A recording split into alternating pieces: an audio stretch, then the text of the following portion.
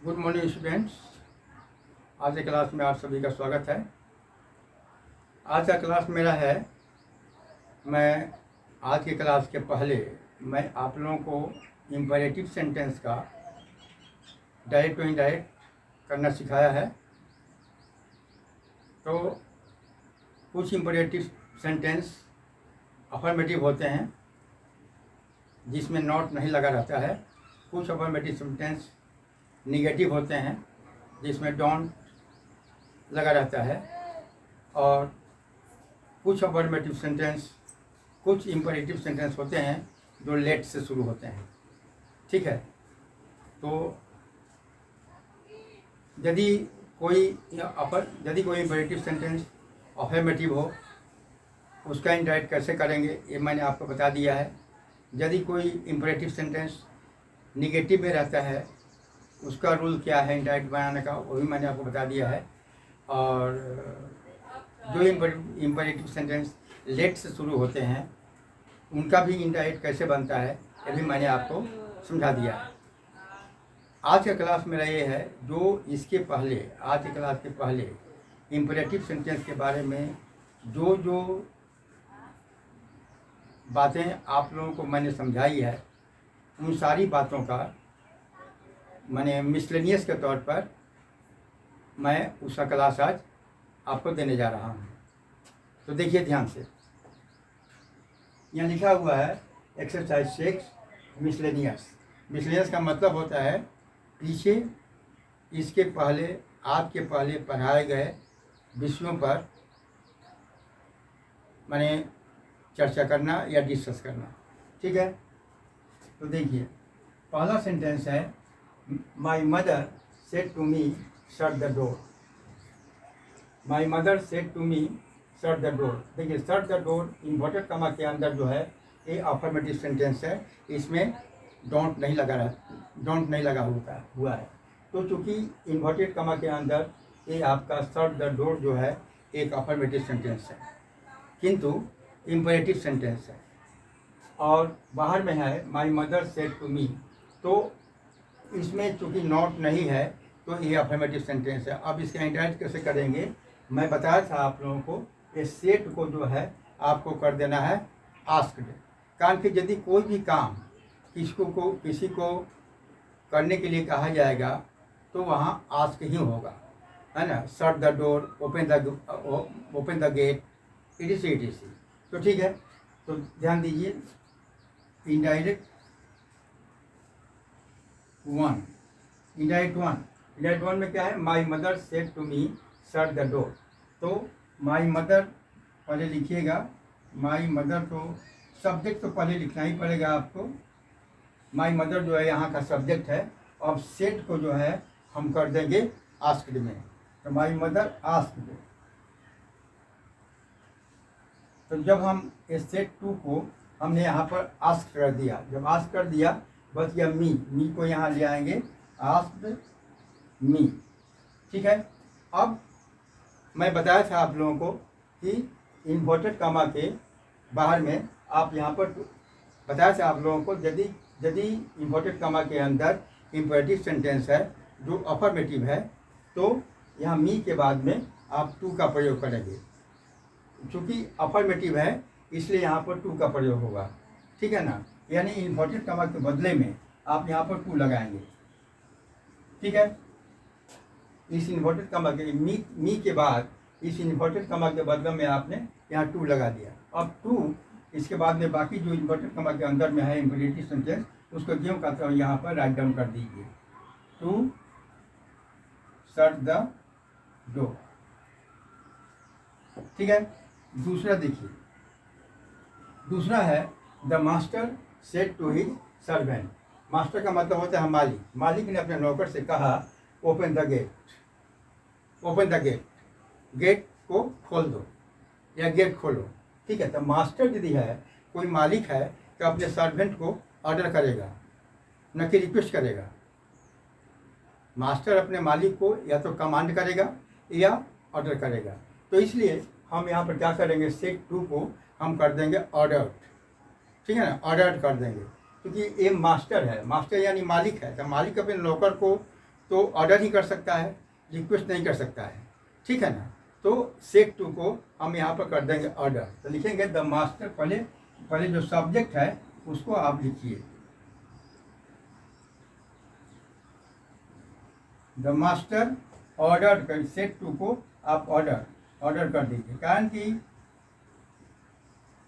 मालिक जो होता है अपने नौकर को ऑर्डर करेगा या कमांड करेगा, ठीक है, रिक्वेस्ट नहीं करेगा, ठीक है ना। तो इसलिए सेट टू को हमने कर दिया द मास्टर ऑर्डर।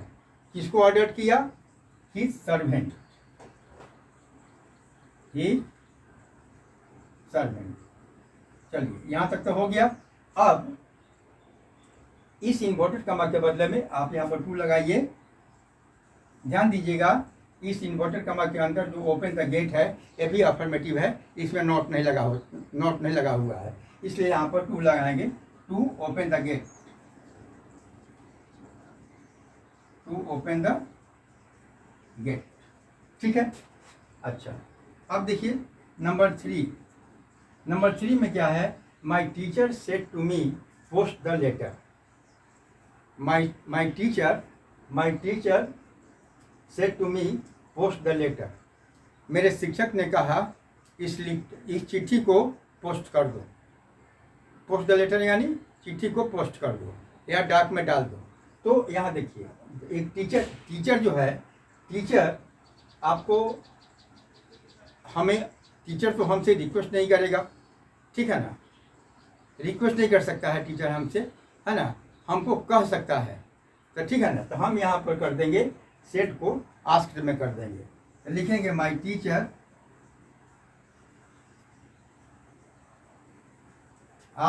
सेट को आस्क्ड लिख देंगे, asked me. My teacher asked me, मेरे शिक्षक ने मुझसे कहा। क्या कहा? Post the letter. ध्यान दीजिए, इन्वर्टेड कॉमा के अंदर जो imperative sentence post the letter है ये आपको अफर्मेटिव है, इसमें नॉट नहीं लगा हुआ है, इसलिए हम यहाँ पर टू लगाएंगे। तो टू कहाँ से आता है? इस इन्वर्टेड कॉमा के बदले में टू आता है। To post the letter, to post the letter, ठीक है। अच्छा, अब नंबर 4 देखिए।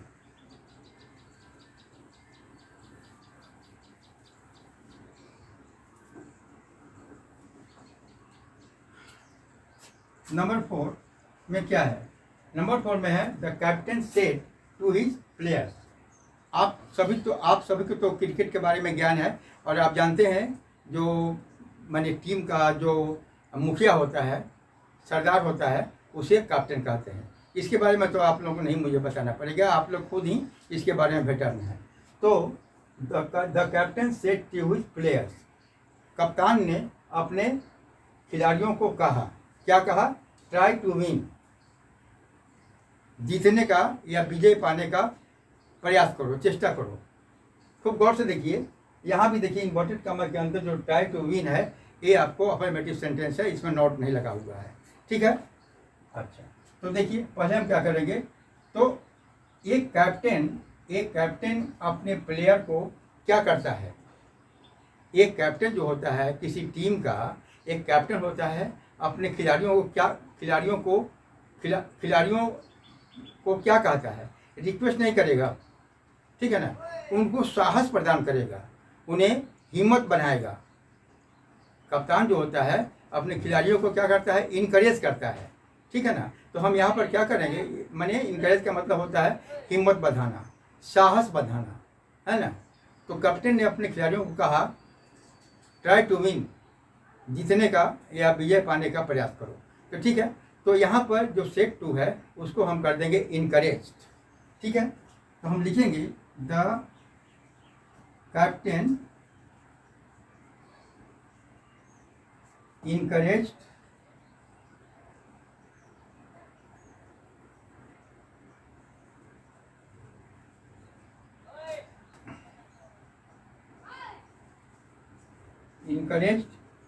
कैप्टन जो है इनकरेज किया। किसको इनकरेज किया? हिज प्लेयर्स,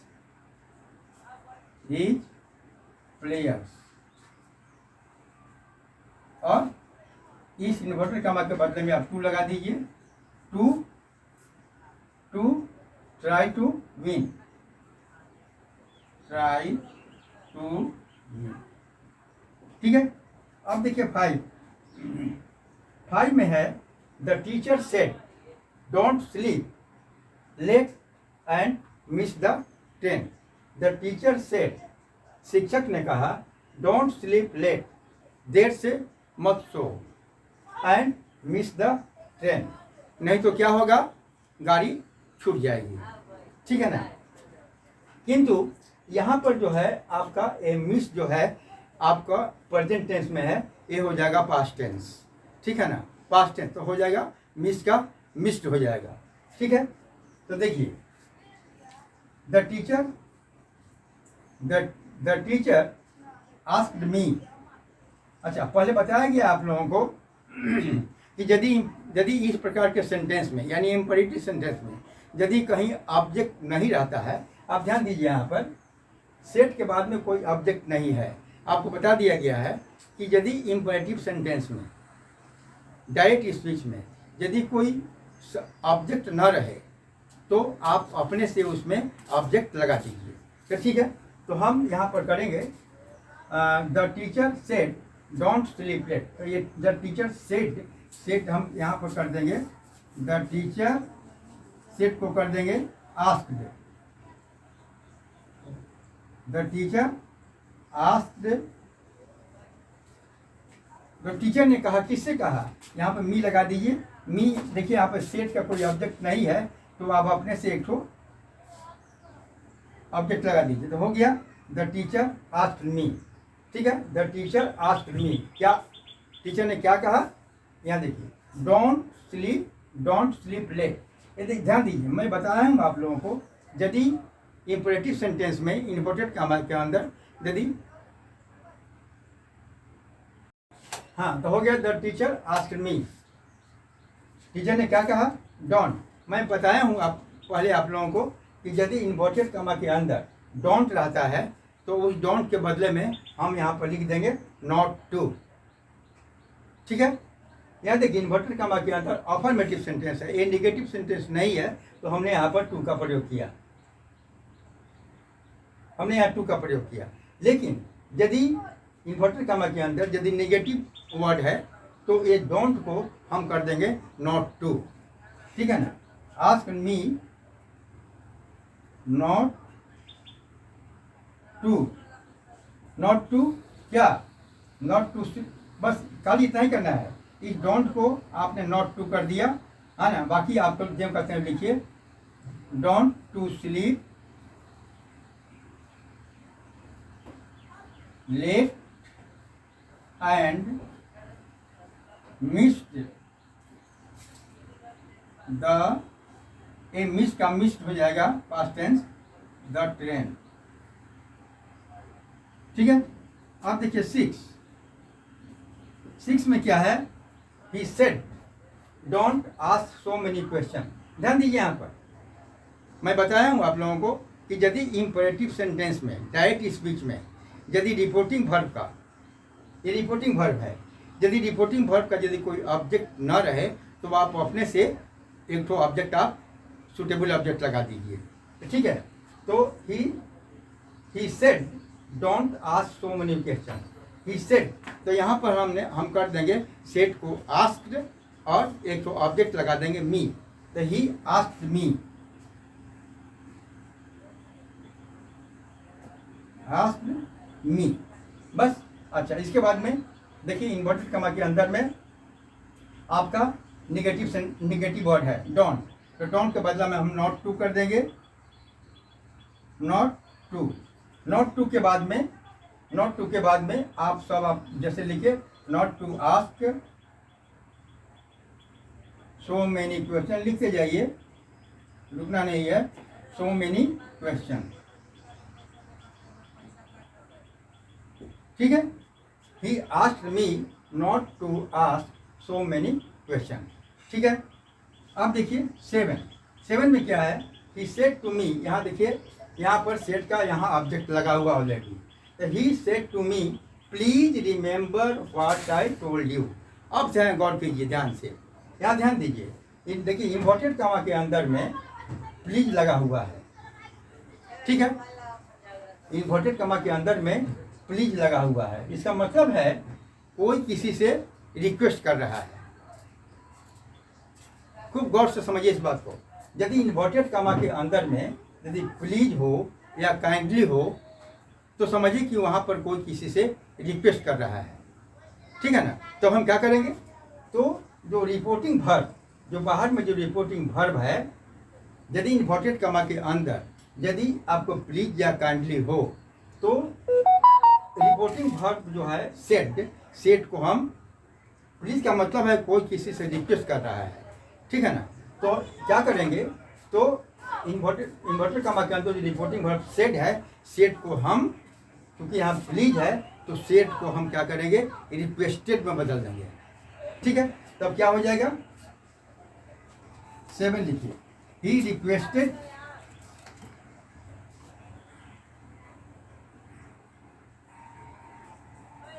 रिक्वेस्टेड मी। अब देखिए ध्यान दीजिए, मैं बताऊंगा आप लोगों को, यदि इन्वर्टेड कॉमा के अंदर प्लीज या काइंडली लगा हुआ हो तो समझिए कि कोई वहाँ पर किसी से रिक्वेस्ट कर रहा है। जब रिक्वेस्ट कर रहा है तो क्या करेंगे हम कि इन्वर्टेड कॉमा के बाहर में जो रिपोर्टिंग वर्ब है उसको हम रिक्वेस्टेड में चेंज कर देंगे। तो हो गया ही रिक्वेस्टेड मी, क्या request, please remember what I told you. अब देखिए प्लीज को तो जब हम डायरेक्ट करेंगे तो प्लीज को हम बात कर देंगे, ठीक है ना। तब यहाँ पर हम क्या लगाएंगे, दैट का प्रयोग करेंगे, ठीक है। He requested me that please remember, requested me to remember, to लगाइए, टू रिमेंबर। इंपरेटिव सेंटेंस है, तो देखिए तो प्लीज को तो हम छोड़ देंगे, क्योंकि प्लीज है तो हमने सेट को रिक्वेस्ट कर दिया मी। अब टू, इसके बाद में टू लगाएंगे, है ना, टू लगाएंगे, और टू के बाद में हम लिखेंगे यहाँ से टू रिमेंबर व्हाट। अब देखिए यहाँ पर आ गया आई, ध्यान दीजिए यहाँ पर ये आई जो है किसके अनुसार बदलेगा। पहले आप लोगों को स्टेटमेंट में पर्सन, चेंज ऑफ पर्सन बताया गया है, तो देखिए इन्वर्टेड कॉमा के अंदर जो आई है, आई वो बदलेगा आपको ही के अनुसार, ठीक है ना। ये आई बदलेगा, जो रिपोर्टिंग वर्ब का सब्जेक्ट है ही के अनुसार बदलेगा। तो क्या हो जाएगा, he requested me to remember what, तो आई बदलेगा ही के अनुसार, तो हो जाएगा यहाँ पर ही, व्हाट ही। अच्छा अब दूसरी बात और देखिए, तो व्हाट ही तो हो गया, आई का तो मतलब ही माने आई का जो हम बदले, आई को ही के अनुसार बदल दिया, तो चूंकि ही थर्ड पर्सन है तो आई का यहाँ पर ही हो गया, ठीक है, व्हाट ही। अब एक और दिन, अब एक बताया गया है आप लोगों को चेंज ऑफ टेंस, ठीक है। बताया गया आप लोगों को कि यदि इन्वर्टेड कॉमा के अंदर यदि पास्ट इंडिफिनिट हो तो वो हो जाता है पास्ट परफेक्ट, ठीक है। यदि इन्वर्टेड कॉमा के अंदर यदि पास्ट को यदि कोई भी सेंटेंस पास्ट इंडिफिनिट है तो वो इनडायरेक्ट स्पीच में क्या हो जाएगा, पास्ट परफेक्ट। इनडायरेक्ट स्पीच में क्या हो जाएगा, पास्ट परफेक्ट। अच्छा तो अब ध्यान दीजिए, यहाँ टोल्ड देखिए, टोल्ड जो है V2 है, ठीक है ना, और आई टोल्ड का मतलब है कि मतलब ये आपका टोल्ड V2 है और सब्जेक्ट है, तो पास्ट इंडिफिनिट का पहचान है कि सब्जेक्ट और V2 होता है। V2 यानी वर्ब का सेकंड फॉर्म होता है। तो आई टोल्ड का मतलब है कि ये आपको पास्ट इंडिफिनिट है। तो जब ये पास्ट इंडिफिनिट है तो इनडायरेक्ट स्पीच में क्या हो जाएगा, पास्ट परफेक्ट हो जाएगा। तो जब पास्ट परफेक्ट होगा तो पास्ट परफेक्ट का स्ट्रक्चर क्या है कि सब्जेक्ट के साथ में हैड लगता है और V3 लगता है। तो आई का तो हमने यहाँ पर ही किया, और चूंकि पास्ट इंडिफिनिट है तो ही के साथ में हैड लगेगा, ही हैड। इसके बाद में टोल्ड, टोल्ड तो V3 है, ये है, ही है टोल्ड। अब दूसरी बात, यू सेकंड पर्सन है, तो यू जो सेकंड पर्सन है ये किसके अनुसार बदलेगा? चेंज ऑफ पर्सन में बताया गया आप लोगों को, चेंज ऑफ पर्सन में बताया गया है कि जब इन्वर्टेड कॉमा के अंदर यदि फर्स्ट पर्सन आई है वो बदलेगा रिपोर्टिंग वर्ब के सब्जेक्ट के अनुसार, और यदि सेकंड पर्सन है वो बदलेगा ऑब्जेक्ट के अनुसार। ठीक है, तो यहाँ देखिए ऑब्जेक्ट यहाँ मी है, ठीक है ना, तो यू का यू जो बदलेगा वो यहाँ पर मी के अनुसार बदलेगा, तो क्या हो जाएगा? यू ही है टोल्ड, तो यू का मी हो जाएगा। तो क्या होगा? He requested me to remember what he told me. He requested me to remember what he told me. ठीक है, अब देखिए आगे।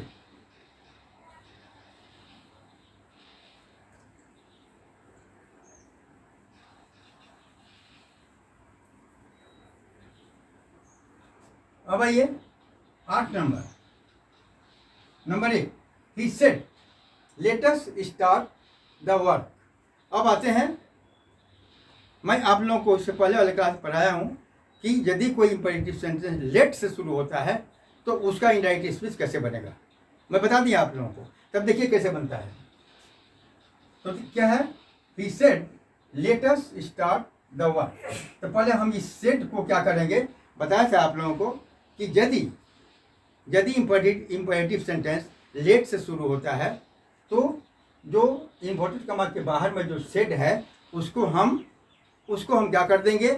प्रोपोज्ड टू ऑब्जेक्ट या सजेस्टेड टू ऑब्जेक्ट। ठीक है, ध्यान दीजिए, यदि इन्वर्टेड कॉमा के अंदर यदि कोई भी इंपेरेटिव सेंटेंस लेट से शुरू होता है तो पहला काम हमको ये करना पड़ेगा कि जो रिपोर्टिंग वर्ब जो है उसको हम क्या कर देंगे? प्रोपोज करेंगे या सजेस्टेड करेंगे।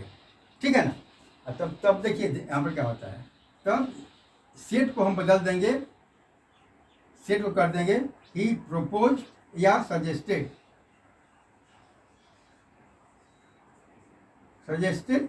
क्योंकि यहाँ पर ऑब्जेक्ट नहीं है तो हम यहाँ पर एक ऑब्जेक्ट लगा देंगे। He suggested to me. He suggested to me, क्या सजेस्टेड किया? अब देखिए, तो ही सजेस्टेड, इसके बाद में इस इन्वर्टेड कॉमा के बदले में आप दैट लगाएंगे। ही सजेस्टेड दैट ध्यान रखिएगा यहाँ पर, ही सजेस्टेड। देखिए इन्वर्टेड कॉमा के अंदर में सेंटेंस लेट से शुरू हुआ है तो, और जो बाहर में रिपोर्टिंग वर्ब है उसको हम कर देंगे सजेस्टेड या प्रोपोज। तो हमने सेट को यहाँ कर दिया ही सजेस्टेड, इसके बाद में हम दैट का प्रयोग करेंगे। तो क्या हुआ? ही सजेस्टेड दैट। अब दैट के बाद में अब इन्वर्टेड कॉमा के अंदर आइए, तो क्या करेंगे हम? इस लेट जो है इस पहले हम यहाँ पर अस लिखेंगे, यहाँ पर अस। तो अब यहाँ पर अस जो है, अस का परिवर्तन चेंजिंग कैसे होगा? ठीक है ना, तो अस का हम या तो लिखते हैं वी या दे कर देते हैं इनडायरेक्ट स्पीच में। तो ठीक है, दैट वी। अच्छा, इसके बाद में हम लगाते हैं इसमें शुड।